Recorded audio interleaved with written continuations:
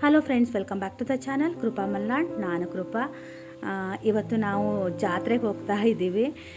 ಅನಂತಪುರದ ಜಾತ್ರೆಗೆ. ವಿಡಿಯೋ ಸ್ವಲ್ಪ ಲೇಟಾಗಿ ಬರುತ್ತೆ. ಮಧ್ಯ ವಿಡಿಯೋಗಳು ಒಂದು ಸ್ವಲ್ಪ ದಿನ ಬರಲಿಲ್ಲ. ಸ್ವಲ್ಪ ನನಗೆ ಹುಷಾರಿರಲಿಲ್ಲ. ಹಾಗಾಗಿ ಒಂದು ಸ್ವಲ್ಪ ದಿನ ನಾನು ರೆಸ್ಟ್ ತೊಗೊಂಡೆ. ಆನಂತರ ಮತ್ತೆ ನಾನು ವಿಡಿಯೋಗಳನ್ನ ಎಡಿಟ್ ಮಾಡಿ ಪೋಸ್ಟ್ ಮಾಡ್ತಾ ಇದ್ದೀನಿ. ಏನಾಯಿತು ಅಂದರೆ, ನಾವು ಹೋಗಬೇಕಿದ್ರೆ ಅಲ್ಲಿ ರೈಲ್ವೇದು ಗೇಟ್ ಹಾಕಿದ್ರು. ಗೊತ್ತಲ್ವಾ, ಜನ ನಾನು ಮುಂದೆ ಅಂತ ಮುಂದೆ ಹೋಗಿ ಅಲ್ಲಿ ರೋಡ್ ಫುಲ್ಲು ಬ್ಲಾಕ್ ಆಗಿ ಹೋಗಿತ್ತು. ಒಬ್ಬರು ಮಾಡಿರೋ ತಪ್ಪಿಗೆ ಎಷ್ಟೊಂದು ಟೈಮು ನಾವು ಅಲ್ಲಿ ಕಳೆದ್ವಿ. ನಾವೆಲ್ಲ ನಿಂತ್ಕೊಂಡಿದ್ದೀವಿ ಲೈನಲ್ಲಿ. ಇವ್ರು ಯಾರಿಗೂ ಕಣ್ಣಿಗೆ ಕಾಣ್ತಾ ಇಲ್ವೋ ಏನೋ ಗೊತ್ತಿಲ್ಲ. ಎಲ್ಲರೂ ನಾನು ಮುಂದೆ ಅಂತ ಈ ಥರ ನೋಡಿ ಹೋಗ್ತಾ ಇದ್ದಾರೆ. ನಾವೆಲ್ಲ ಲೈನಲ್ಲಿ ನಿಂತವ್ರು ಏನು ಮಾಡಬೇಕು.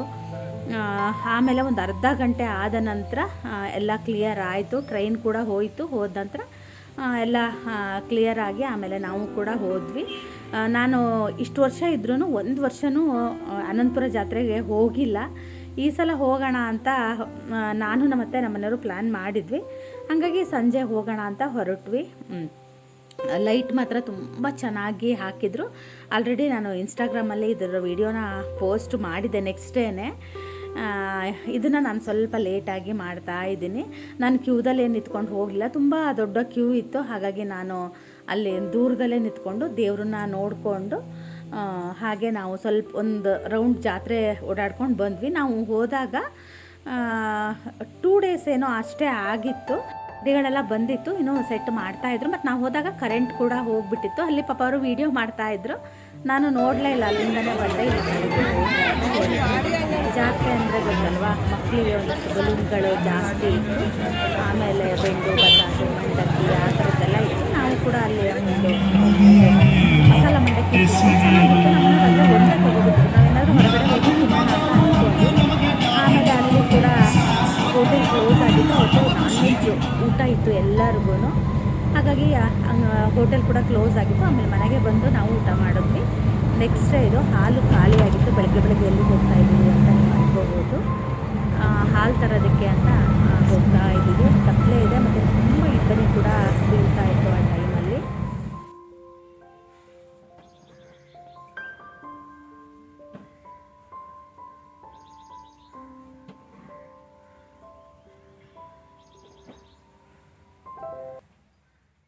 ಹಾಲು ತರೋದಕ್ಕೆ ಹೋಗಿದ್ದೆ ಅಲ್ಲ, ಆವಾಗ ಅಲ್ಲಿ ಪಾಪ ಒಂದು ಹುಡುಗ ಪೇಪರ್ ಹಾಕೋದಕ್ಕೆ ಅಂತ ನಾವು ಹೋದಾಗ 5:45 ಆಗಿತ್ತು. 6 ಗಂಟೆ ಆಗಿರಲಿಲ್ಲ. ನೋಡಿ ಎಷ್ಟು ಸಣ್ಣ ಮಕ್ಕಳಿಗೆ ಅದಷ್ಟು ಬೇಗ ಜವಾಬ್ದಾರಿಗಳು ಬರುತ್ತೆ ಅಂತ. ನಂಗೆ ಅವನು ಪೇಪರೆಲ್ಲ ತೊಗೊಂಡು ಹೋಗ್ತಾ ಇದ್ದಲ್ಲ, ನಂಗೆ ಒಂಥರ ಅಂತ ಅನ್ನಿಸ್ತು. ಆದರೆ ತುಂಬ ಒಳ್ಳೆಯದು, ಮಕ್ಕಳಿಗೆ ಅಷ್ಟು ಬೇಗ ಜವಾಬ್ದಾರಿಗಳು ಬೇಕು. ನಾನು ಅದೇ ಅಂದೆ ನಮ್ಮ ಮಕ್ಕಳಿಗೆ, ಬೆಳಗ್ಗೆ ಎದ್ದು ಓದೋದಕ್ಕೆ ಹೇಳ್ರಿ ಅಂದರೂ ಹೇಳಲ್ಲ. ಹುಡುಗರು ನೋಡಿ ಕೆಲಸ ಮಾಡೋದಕ್ಕೆ ಅಂತ ಅಷ್ಟು ಬೇಗ ಎದ್ದು ಬಂದು ಪೇಪರ್ ಹಾಕೋದಕ್ಕೆ ಹೋಗ್ತಾ ಇದ್ದ. ಹಾಗೆ ಹಾಲು ತೊಗೊಂಡು ಬಂದ್ವಿ. ನಾನು ನೀರು ಕೂಡ ಕುಡ್ದಿರಲಿಲ್ಲ. ಎದ್ದವಳು ಹಾಗೆ ಮುಖ ತೊಳೆದು ಮತ್ತು ಅವ್ರು ಹೊರಟಿದ್ರಲ್ಲ ಬಾ ಅಂತ ಕರೆದ್ರು. ನಾನು ಅವ್ರ ಜೊತೆ ಹೋಗಿ ಹಾಲು ತೊಗೊಂಡು ಬಂದೆ. ನಾನು ನೀರು ಕುಡಿತಾ ಇದ್ದೀನಿ, ಅವರು ಟೀ ಕುಡಿತಾ ಇದ್ದಾರೆ.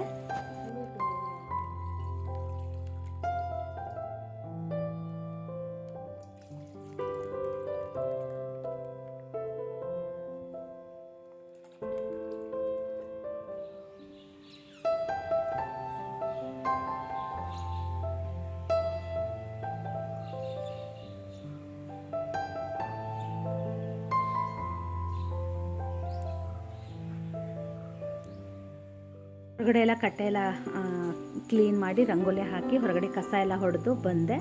ಗಿಡಕ್ಕೆ ನೀರು ಹಾಕೋಣ ಅಂತ ಅಂದ್ಕೊಂಡೆ. ಆಮೇಲೆ ಬೇಡ ಸಂಜೆ ಹಾಕೋಣ ಅಂದ್ಕೊಂಡೆ. ಹಾಗೆ ಇವತ್ತೊಂದು ಫಂಕ್ಷನಿಗೆ ಕೂಡ ಹೋಗೋದಿದೆ. ನಮ್ಮ ಮನೆಯವರ ಆಮೇಲೆ ಹೇಳಿದ್ದೀನಿ. ಹಾಗಾಗಿ ಮತ್ತು ಇವಾಗಲೇ ಏನಕ್ಕೆ ಹೇಳೋದು, 2 ಸಲ ಆಗಿಬಿಡುತ್ತೆ ಅಲ್ವಾ. ಅದಕ್ಕೇ ಬೇಡ ಅಂತ ಹೇಳ್ತಾ ಇಲ್ಲ. ವಿಡಿಯೋನ ಕೊನೆ ತನಕ ನೋಡಿ ಎಲ್ಲಿಗೆ ಹೋಗ್ತೀವಿ ಏನು ಎತ್ತ ಅನ್ನೋದು ನಿಮಗೂ ಕೂಡ ಗೊತ್ತಾಗುತ್ತೆ. ಇವತ್ತು ಗುರುವಾರ ಆಗಿತ್ತು. ನಾನು ಬೆಳಗ್ಗೆ ಏನು ತಿಂಡಿ ತಿನ್ನಲ್ಲ. ಹಾಗಾಗಿ ಸ್ವಲ್ಪ ಮಾತ್ರ ತಿಂಡಿ ಉಪ್ಪಿಟ್ಟು ಮಾಡೋಣ. ಮತ್ತು ನಾನು ಹೆಂಗಿದ್ರು ಅಲ್ಲಿ ಫಂಕ್ಷನಿಗೆ ಹೋಗೋದಿದೆ. ಮತ್ತು ನಮ್ಮ ಮನೆಯವ್ರಿಗೂ ಕೂಡ ಒಂದು ಫಂಕ್ಷನ್ ಇದೆ ಇವತ್ತು. ನಾನು ಬೇರೆ ಕಡೆ, ನಮ್ಮ ಮನೆಯವರು ಬೇರೆ ಕಡೆ ಹೋಗ್ತಾ ಇದ್ದೀವಿ. ಅದಕ್ಕೆ ಮತ್ತು ಗೊತ್ತಲ್ವಾ, ಈಗ ತಿಂಡಿ ಎಲ್ಲಿಗಾದರೂ ಹೋಗಬೇಕು ಅರ್ಜೆಂಟಿಗೆ ಆಗಬೇಕಂದ್ರೆ ಆಗ ತಿಂಡಿ ಅಂದರೆ ಇದು ಒಂದೇ ಜಟ್ಪಟ್ ಅಂತ ಆಗುತ್ತೆ. ಮತ್ತು ಬೆಳಿಗ್ಗೆ ನಂದು ಪೂಜೆ ಕೂಡ ಇರುತ್ತೆ ಅಲ್ವಾ. ಅದಕ್ಕೆ ಉಪ್ಪಿಟ್ಟು ಮಾಡೋಣ ಅಂತ ಅದೇ ಫಸ್ಟ್ ಯೋಚನೆ ಮಾಡಿದೆ. ಅಕ್ಕಿ ರವೆದು ಮಾಡಲು ಅಥವಾ ತರಕಾರಿ ಎಲ್ಲ ಹಾಕಿ ಮಾಡಲು ಅಂತ. ತರಕಾರಿ ತುಂಬ ಇತ್ತು. ಇನ್ನೊಂದು ವೀಕ್ ನನಗೆ ಬರೀ ಫಂಕ್ಷನಿಗೆ ಹೋಗೋದೇ ಆಗುತ್ತೆ. ಅದಕ್ಕೆ ತರಕಾರಿನೂ ಖಾಲಿ ಮಾಡ್ದಂಗೆ ಆಗುತ್ತೆ ಅಂತ. ಆದರೆ ತುಂಬ ತರಕಾರಿ ಹಾಕ್ತಾಯಿಲ್ಲ, ಸ್ವಲ್ಪ ಮಾತ್ರ ಹಾಕಿ ಮಾಡ್ತಾಯಿದ್ದೀನಿ. ಕ್ಯಾರೆಟ್ ಮತ್ತು ಬೀನ್ಸ್ನ ಮಾತ್ರ ಹಾಕಿ ಉಪ್ಪಿಟ್ಟನ್ನ ಮಾಡ್ತಾಯಿದ್ದೀನಿ.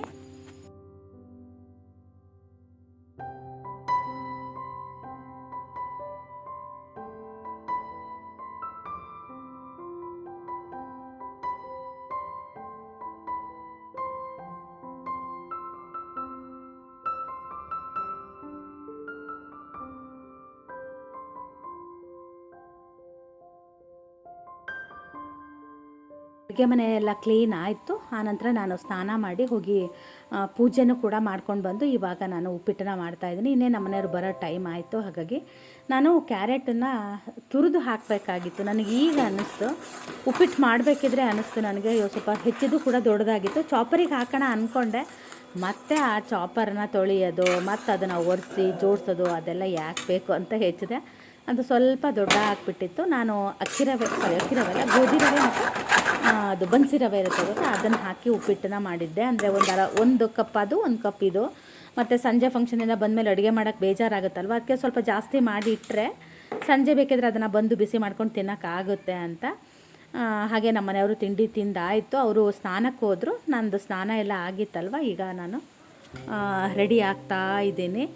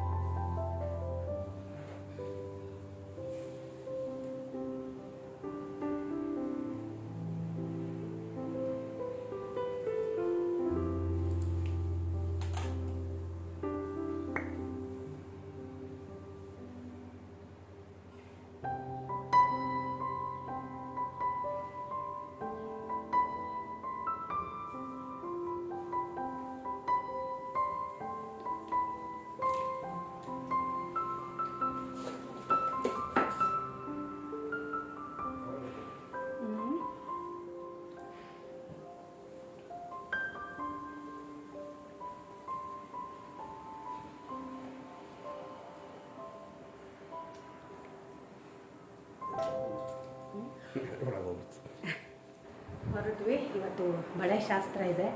ನಮ್ಮನೆಯವರಿಗೆ ಒಂದು ಎಂಗೇಜ್ಮೆಂಟ್ ಇದೆ. ಅವರು ಶಿವಮೊಗ್ಗ ಹೋಗ್ತಾರೆ, ನನ್ನನ್ನು ಅಲ್ಲಿ ಬಿಟ್ಟು ಅವರು ಶಿವಮೊಗ್ಗ ಹೋಗ್ತಾರೆ. ನಾನು ಬಳೆ ಶಾಸ್ತ್ರಕ್ಕೆ ಹೋಗ್ತೀನಿ. ಇನ್ನೊಂದು 3-4 ಡೇಸ್ ಇರುತ್ತಾ ನಮಗೆ, ದಿನ ಹೋಗೋದು ಇರುತ್ತೆ. ಹಿಂಗೆ ಗಡಿ ಬಿಡಿಯಲ್ಲಿ ಹೋಗೋದು ವಾಪಸ್ ಬರೋದು ಆ ಥರ ಇರುತ್ತೆ. ನೋಡ್ತೀನಿ. ಆದರೆ ಸ್ವಲ್ಪ ವೀಡಿಯೋ ಮಾಡೋಣ ಅಂತ ಅಂದ್ಕೊಂಡಿದ್ದೀನಿ. ಏನಾಗುತ್ತೆ ಗೊತ್ತಿಲ್ಲ. ಬ್ಲೌಸು ಸ್ವಲ್ಪ ಲೂಸ್ ಆಗಿಬಿಟ್ಟಿದೆ. ನಾನು ತಂದ ಮೇಲೆ ಇದನ್ನು ಹಾಕೇ ನೋಡಿರಲಿಲ್ಲ. ಹಾಗಾಗಿ ಯಾರೋ ನನ್ನ ಹತ್ರ ಕೇಳ್ತಾಯಿದ್ರು, ಬ್ಲೌಸು ಶಿವಮೊಗ್ಗದಲ್ಲಿ ಹೊಲಿಸ್ತೀನಲ್ಲ, ಎಲ್ಲಿ ಹೊಲಿಸ್ತೀರಾ ಅಂತ. ದಯವಿಟ್ಟು ನೀವು ಎಲ್ಲಿ ಹೊಲಿಸ್ತೀರೋ ಅಲ್ಲೇ ಹೊಲಿಸಿ. ಯಾರ್ಯಾರೋ ಹೇಳಿದ್ರು ಅಂತ ಹೊಲ್ಸಕ್ಕೆ ಹೋಗಬೇಡಿ. ಇದು ನನ್ನ ತುಂಬ ವರ್ಷಗಳ ಅನುಭವದಿಂದ ಇದು ನಾನು ಹೇಳ್ತಾ ಇರೋದು.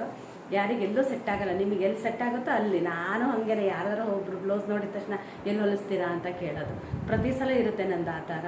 ಹಂಗೆ ಕೊಡಬೇಡಿ ಅಲ್ಲೊಬ್ರ ಹತ್ರ ಇಲ್ಲೊಬ್ರ ಹತ್ರ, ಎಲ್ಲೂ ಸೆಟ್ ಆಗಲ್ಲ. ಇದು ಪರವಾಗಿಲ್ಲ, ಸ್ವಲ್ಪ ಟೈಟ್ ಅನಿಸುತ್ತೆ. ನಾನು ಯಾವಾಗಲೂ ಸ್ವಲ್ಪ ಲೂಸ್ ಹಾಕಿ ಅಭ್ಯಾಸ ಆಗಿರೋದ್ರಿಂದ ಲೂಸ್ ಇದೆ. ಹಿಂಗೆ ಕೈ ಸ್ವಲ್ಪ ಒಂಥರ ಟೈಟ್ ಅಂತ ಅನಿಸ್ತಾ ಇದೆ. ಒಂದು ಹೊಲಿಗೆ ಬಿಚ್ಕೋಬೇಕಿತ್ತೋ ಏನೋ ನಂಗೆ ಗೊತ್ತಿಲ್ಲ. ಈಗ ಅದೆಲ್ಲ ಆಗಲ್ಲ ಅಂತ ಹೊರಡ್ತಾ ಇದ್ದೀವಿ. ಯಾಕ್ರಿ ಹೊಲ್ದಿಸಿ ಇನ್ನೊಂದ್ಸಿಲ್ರಿ ಬಟ್ಟೆ ಎಲ್ಲ ತಗೊಬಂದು ಹಾಕ್ಕೊಂಡಿದ್ದೀನಿ. ಬಂದಳೆ ಬಟ್ಟೆ ಮಡ್ಚಬೇಕು.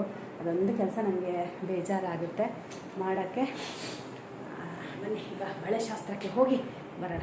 ಇವತ್ತು ನಮ್ಮ ಮನೆಯವ್ರಿಗೆ ಎಂಗೇಜ್ಮೆಂಟಿಗೆ ಹೋಗೋಕ್ಕೆ ಯಾರೂ ಜನ ಇಲ್ಲ. ಅವ್ರ ದೋಸ್ತರು ಯಾರು ಇಲ್ಲ. ಹಾಗಾಗಿ ಅದಕ್ಕೆ ಹೇಳ್ತಾ ಇದ್ದಾರೆ ನಾನು ಬಸ್ಸಿಗೆ ಹೋಗ್ಲಾ ನೋಡ್ತಾ ಇದ್ದೀನಿ ಅಂತ. ಯಾಕೋ ಗೊತ್ತಿಲ್ಲ, ಮನೆಯವರು ಅಪರೂಪಕ್ಕೆ ಬಸ್ಸಿಗೆ ಹೋಗೋಣ ಅಂತ ನಾನು ಎಷ್ಟೊಂದು ಸಲ ಅನ್ಕೊತೀನಿ. ಶಿವಮೊಗ್ಗ ಹೋಗ್ತೀವಲ್ಲ ಅವಾಗ ತುಂಬ ಕೆಲಸ ಇಲ್ಲದೆ ಇದ್ದಾಗ ಬಸ್ಸಿಗೆ ಬರೋಣ ಅಂತಲೂ ಎಷ್ಟೊಂದು ಸಲ ಅಂತೀನಿ. ಬೈಯೋರು ನನಗೆ. ಇವತ್ತು ಅವರಿಗೆ ಬಸ್ಸಿಗೆ ಹೋಗೋಣ ಅಂತ ಅನಿಸಿದೆ ಅಂತ. ಒಬ್ಬರೇ ಹೋಗೋಕ್ಕೆ ಬೇಜಾರು. ಎಲ್ಲರನ್ನೂ ಕೇಳಿದ್ರು ಒಂದು ರೌಂಡು, ಯಾರೂ ಇಲ್ಲ. ಹಾಗಾಗಿ ತುಂಬ ಫಂಕ್ಷನ್ಗಳು ಒಂದೊಂದೇ ಸಲ ಬಂದುಬಿಡ್ತಾವಲ್ಲ, ಹಂಗಾಗುತ್ತೆ ಅಲ್ಲ. ಕೆಲವೊಂದು ಕಡೆ ಕೆಲವೊಬ್ರನ್ನ ಕರೆದಿರ್ತಾರೆ, ಕೆಲವೊಬ್ರನ್ನ ಕರೆದಿರಲ್ಲ, ಹಂಗಾಗಿರುತ್ತೆ. ಕೇಳ್ತಾ ಇದ್ದಾರೆ ಎಲ್ಲರೂ ಬರಲ್ಲ ಅಂತ. ಒಬ್ಬರಿಗೆ ಅವ್ರ ಅಮ್ಮ ಹೋಗ್ತಾರಂತೆ, ಒಬ್ಬರಿಗೆ ಅವ್ರ ಅಪ್ಪ ಹೋಗ್ತಾರಂತೆ. ಇವತ್ತು ನಮ್ಮನೆಯವರು ಒಬ್ಬಂಟಿಯಾಗಿ ಶಿವಮೊಗ್ಗ ಹೋಗ್ತಾ ಇದ್ದಾರೆ. ಬಸ್ಸಿಗೆ ಹೋಗ್ತೀರಾ? ಹೋಗ್ರಿ, ಕಾರಲ್ಲೇ ಹೋಗ್ರಿ. ಅದೇನು ಗೊತ್ತಾ, ಕಲ್ಯಾಣ ಮಂಟಪಗಳು ದೂರ ಆಗುತ್ತೆ, ಮತ್ತು ಅಲ್ಲಿ ಆಟೋ ಹತ್ತಬೇಕು. ಅದು ಅವ್ರಿಗೆ ಅದು ಅಭ್ಯಾಸ ಇದ್ದರೆ ಪರವಾಗಿಲ್ಲ, ಅಭ್ಯಾಸ ಇಲ್ಲಲ್ಲ. ಹಂಗಾಗಿ ಮತ್ತು ಅವ್ರಿಗೆ ಒಬ್ಬರೇ ಹೋಗಿನೂ ಅಭ್ಯಾಸ ಇಲ್ಲ. ಇದೇ ಫಸ್ಟ್ ಟೈಮ್ ಅನಿಸುತ್ತೆ. ಅವರೆಲ್ಲ ಗುಂಪು ಜೊತೆಗೆ ಹೋದವರಲ್ಲ, ಇವತ್ತು ಯಾರೂ ಇಲ್ಲ. ಹಂಗಾಗಿ ಮತ್ತೆಲ್ಲ ನಾನು ಹೋಗಲ್ಲಿ ಬರ್ತಾರೆ. ಅವ್ರ ಚಿಕ್ಕಪ್ಪ ಅವರು ಎಲ್ಲ ಅಲ್ಲಿಗೆ ಬರ್ತಾರೆ. ಮತ್ತು ಅವರೇನು ತುಂಬ ಜನರನ್ನ ಕರೆದಿಲ್ಲ ಅನಿಸುತ್ತೆ, ಸ್ವಲ್ಪ ಲಿಮಿಟೆಡ್ ಜನರನ್ನ ಕರೆದು ಎಂಗೇಜ್ಮೆಂಟ್ ಮಾಡ್ತಾ ಇದ್ದಾರೆ. ಅವರು ಇದು ಹಾರೈತ್ಲವರು, ಅವ್ರದ್ದು ಮನೆ ಇದೆ, ಹಳೆಯ ಮನೆ ಇದೆ. ಪಾಪ ಅವಳು ಹುಡುಗಿ ಯಾವಾಗಲೂ ನಂಗೆ ಹೇಳ್ತಾಳೆ, ಆಂಟಿ ಅದನ್ನು ವಿಡಿಯೋ ಮಾಡಿ ಅಂತ.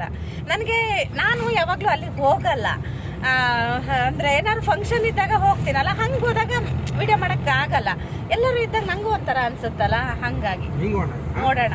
ಹಾಂ, ಬನ್ವಳ್ಳಿ ಮೇಲ, ನಮ್ಮೂರ ಮೇಲ. ಹಾಂ, ಮತ್ತೆ ಹೆಂಗಾರು ಕರ್ಕೊಂಡೋಗಿ. ನೀವು ಇದ್ರ ರೋಡ್ ಚೆನ್ನಾಗಿದೆ. ಕೆಂಚನಾಲದ ಮೇಲೆ ಹೋಗೋಣ. 2 ರೋಡ್ ಇದೆ ಹೋಗೋಕ್ಕೆ, ಹಂಗೆ 3 ರೋಡ್ ಇದೆ. ನಾವು ಅರಸಾಳಿಗೆ ಹೋಗಿನೂ ಹೋಗ್ಬೋದು, ಕೆಂಚನಾಲದ ಮೇಲೂ ಹೋಗ್ಬೋದು, ಆಮೇಲೆ ಬೆನವಳ್ಳಿ ಮೇಲೂ ಹೋಗ್ಬೋದು. 3 ರೋಡ್ ಇದೆ. ನಿಮ್ಗೆ ಯಾರಿಗೂ ಗೊತ್ತಿರಲ್ಲ, ಸುಮ್ಮನೆ ನಾನು ಹೇಳ್ತೀನಿ ಅಷ್ಟೇ ಅಲ್ಲ. ಸುಮ್ಮನೆ ಇದ್ರ ಮೇಲೆ ಹೋಗೋಣ, ಅರಸಾಳ ಮೇಲೆ ಹೋಗೋಣ, ಹಿಂಗೆ ಹೋಗೋಣ.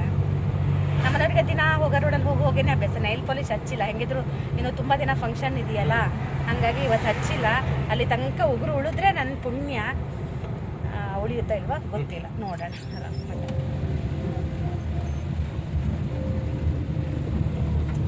ಒಂದು ಆಚೆ ವರ್ಷ ಹೊರ್ತ ತಗೊಂತಲ್ಲ, ಅದು ಹೊರ್ತ ತಗೊಳ್ತಿದ್ರೆ ಈ ವರ್ಷ ಒಂದು 10 ಹೆಚ್ಚಿನ ಅಡಿಕೆ ಜಾಸ್ತಿ ಆಗಿದೆ.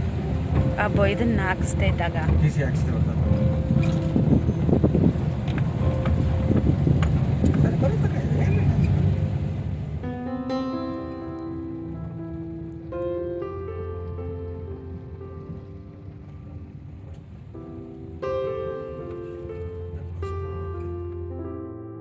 ಹೋದಾಗ 11:30 ಏನೋ ಆಗಿತ್ತು ಅನ್ಸುತ್ತೆ. ಯಾಕಂದರೆ ಇವತ್ತು ಸ್ವಲ್ಪ ನಾನು ಬೇಗ ಹೋದೆ. ನಮ್ಮ ಮನೆಯವ್ರು ಮತ್ತೆ ಶಿವಮೊಗ್ಗ ಹೋಗಬೇಕಾಗಿತ್ತಲ್ಲ, ಹಾಗಾಗಿ ಇವಳೇ ಮದುಮಗಳು. ನಮ್ಮ ಮನೆಯವರ ಅತ್ತೆ ಮಗನ ಮಗಳು ಮದುವೆ ಇದು. ಇವತ್ತಿಂದ ಶಾಸ್ತ್ರ ಶುರುವಾಗಿದೆ.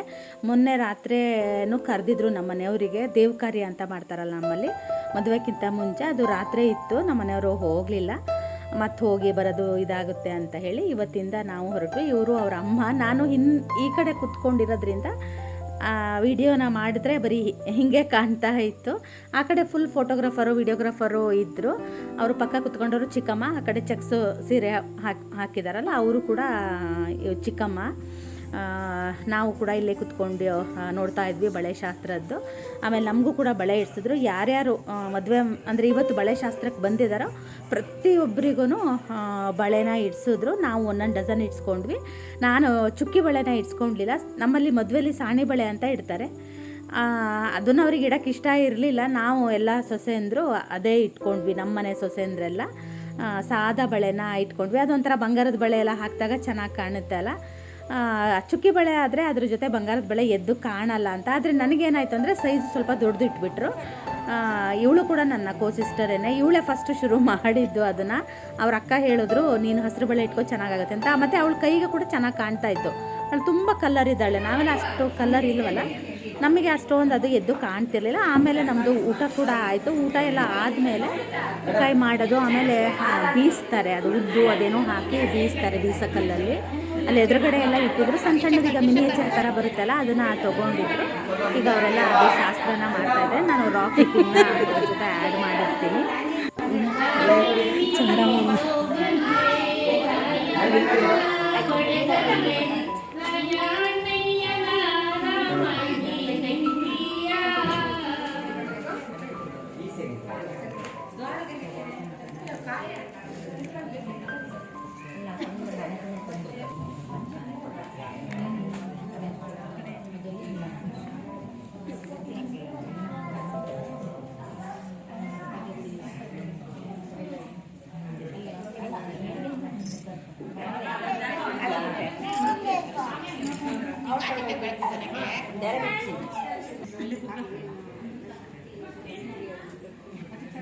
ಅದು ಉದ್ದು ಯಾರಂದ್ರೆ